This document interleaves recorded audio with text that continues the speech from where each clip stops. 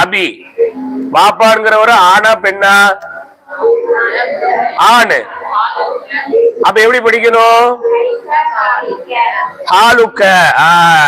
அப்ப ஒரு வார்த்தையை நீங்க படிக்கும் போது, ஒரு வார்த்தையை படிக்கும் போது அந்த வார்த்தையினுடைய முன்னால் பின்னால் விஷயத்தை கவனிச்சுதான் அந்த வார்த்தையை படிக்கணும். வார்த்தைக்கு பின்னாடி என்ன இருக்கு? அபி இருக்கா, உம்மி இருக்கா, அகுன் இருக்கா, உஹுத்துன்னு இருக்கா, சகோதரன் இருக்கா, சகோதரின்னு இருக்கா, வாப்பான்னு இருக்கா, உம்மான்னு இருக்கா, பையன் இருக்கா, பொண்ணுன்னு இருக்கான்ட்டு பின்னாடி இருக்கிற வார்த்தையை கவனிச்சா முன்னாடி இருக்கிற வார்த்தையை படிக்கிறோம்.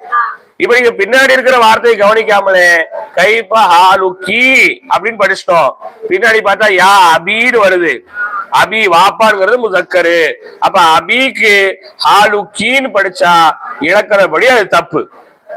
அப்ப என்னன்னு படிக்கணும்?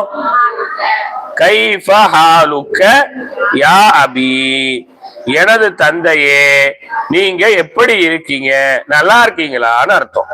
அடுத்து ரெண்டாவது படிங்க.